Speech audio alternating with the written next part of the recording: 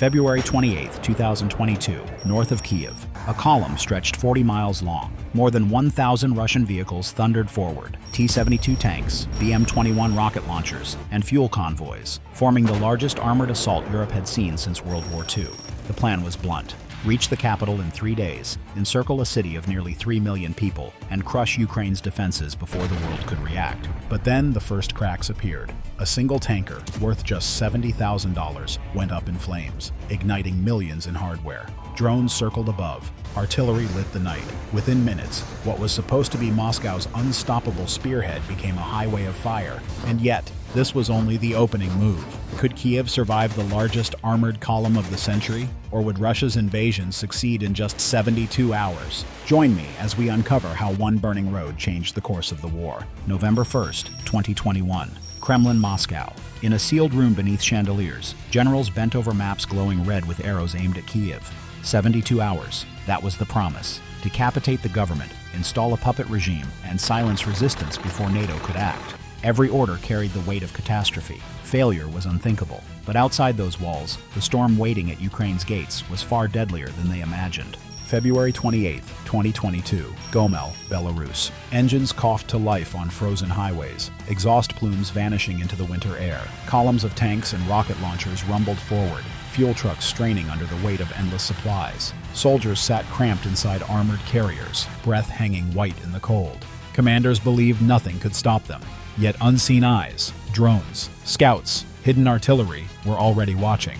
Hours later, the first cracks appeared. Ukrainian defenders struck without warning at Hostomel. Paratroopers were ambushed on landing zones. In minutes, 3 Il-76 transport planes erupted in fire, killing hundreds and wiping out Moscow's airborne spearhead. Shockwaves tore through Russian command. Panic spread, but this was only the beginning. February 29, 2022, Kyiv, Ukraine. From above, the column looked unstoppable, a river of steel stretching for 40 miles. But closer inspection revealed cracks, gaps between vehicles, slow-moving fuel trucks, choke points along the frozen highway, weaknesses that whispered danger. Ukrainian artillery waited in the shadows, disciplined and patient, scanning every movement. Then the first strike hit.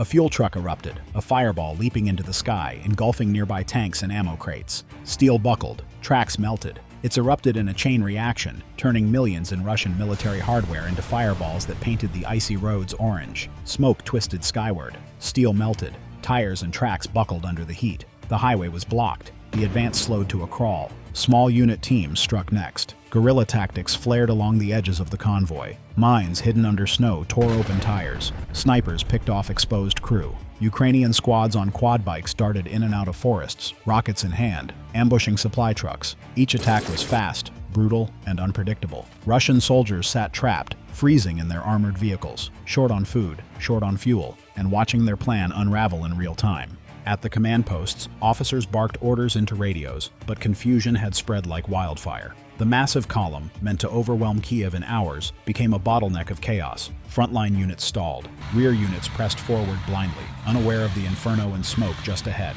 Every detonation echoed across the flat landscape, a hammer striking metal, a warning to anyone still moving.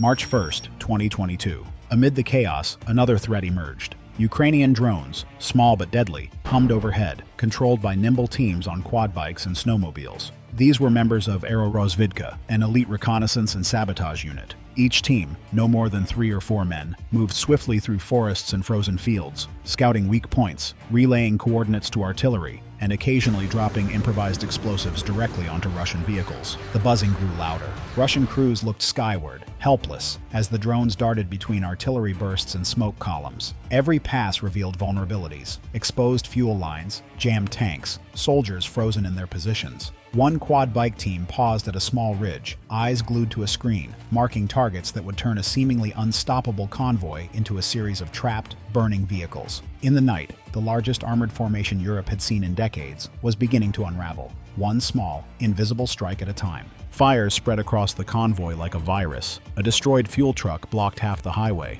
Artillery trucks were stranded, T-72s at the rear ground against one another, engines roaring but going nowhere. The convoy, once unstoppable, had become a death trap of twisted metal and fire. Every second lost was another chance for Ukrainian forces to tighten the noose. Commanders tried to reorganize. Orders flew over radios. Advance, pull back, form columns, protect flanks. But the cold had sapped morale. Soldiers huddled inside tanks, wrapped in whatever they could find. Some scavenged from abandoned trucks. Others stared blankly at smoke-filled horizons, waiting for the next strike. Communication lines faltered under the weight of the battlefield. The largest armored column Europe had seen in decades was trapped in a nightmare of fire, smoke, and sound. And yet, this was only the opening gambit. The fight for Kyiv was about to escalate, and the convoy's nightmare was only just starting. March 3, 2022, 8:30 a.m. Kyiv, Ukraine. Command HQ hummed with tension. Satellite feeds blinked with the slow crawl of steel across frozen highways. Each stalled truck, each flicker of smoke was a pulse in the battlefield. 2:15 p.m. Highway north of Kyiv. The frozen road stretched like a steel spine into the horizon. Columns of T-72s, artillery trucks, and fuel convoys stalled, engines hissing, tracks grinding against ice. Smoke and fire twisted skyward, marking a battlefield turned graveyard. The armored force that had thundered toward Kyiv was no longer a machine. It was a tangled skeleton of steel and fire. Scouts reported abandoned vehicles littering the highway. A rear column stalled against a burning fuel truck. Soldiers scrambled on foot, dragging radios and personal gear across the ice. Over 400 vehicles lay in ruin, each one a monument to failed strategy, each one a warning to anyone still moving. The cost was staggering, over $2.7 billion in hardware reduced to rubble and ash. Villagers emerged from nearby hamlets, drawn by the roar of fire and chaos. With tractors and ropes, they began towing away a working T-72, laughing as it groaned over the icy fields. Children watched, eyes wide, fingers pointing at the surreal scene. A piece of the invaders' power, now helpless in their hands. Could it get any worse for the column? Ukrainian patrols moved carefully between wrecks, rounding up soldiers wandering like ghosts through the smoke. One young conscript, shivering and exhausted, whispered that his unit hadn't eaten in 3 days. "We were just told to keep moving. No one cared what happened to us." His voice carried fear, confusion,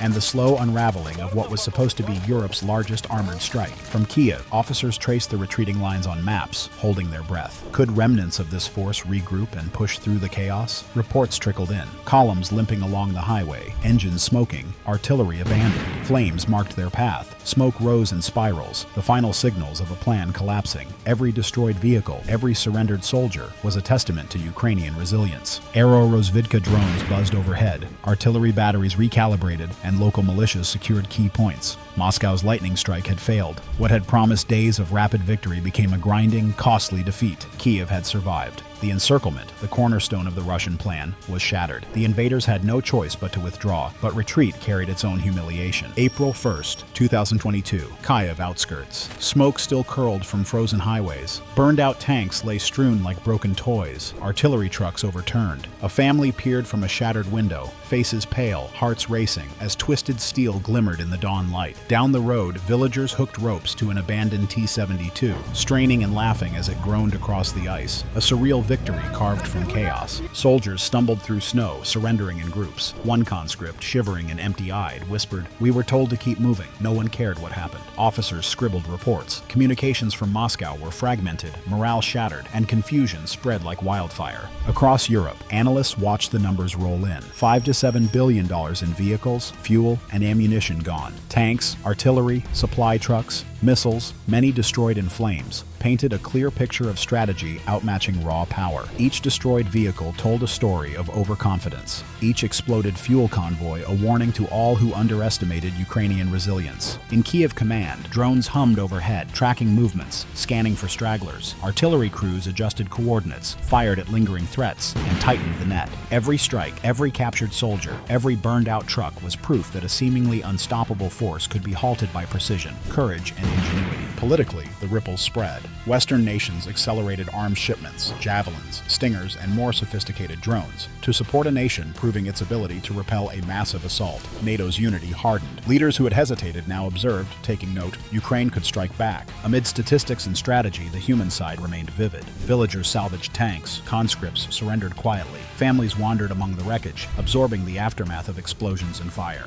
The streets of Kyiv, once threatened by encirclement, stood as symbols of defiance and hope. The convoy had been built to crush a nation in days. Instead, it became a monument to hubris. Smoke rose from frozen highways, wrecked vehicles littered the countryside, and every scarred mile carried lessons of overconfidence and underestimation. Kyiv endured, Ukraine survived, and through it all, the truth remained. The largest armored assault since World War II had failed not because of luck, but because strategy, courage, and determination overcame raw power. The convoy's destruction was a warning, but the war itself was far from over. The 40-mile convoy was meant to break Kyiv in days. Instead, it broke itself, burning fuel, shattered steel, and the silence of soldiers who realized they had been abandoned. The myth of Russian invincibility vanished on that frozen road. But if Moscow's strongest spearhead could collapse so quickly, what happens when the next strike comes? What new weapons, what new strategies will decide the battle still ahead? Stay with us as we uncover the wars within this war, the turning points that will shape not only Ukraine's future, but the world's.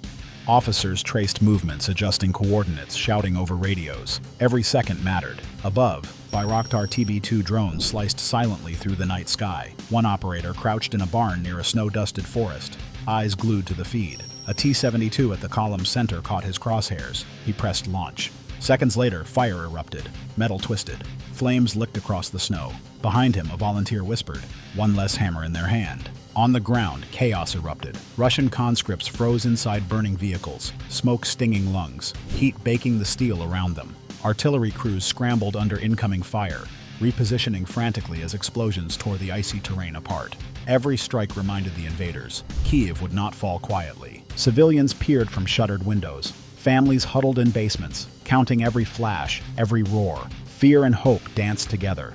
Hope that their defenders could hold the line. Fear of the next detonation. The first strike hit. A fuel-laden ammunition truck detonated, erupting in a fireball that consumed nearby tanks and trucks. Within minutes, an estimated $100 million in Russian hardware was gone. But this loss was nothing compared to what came next.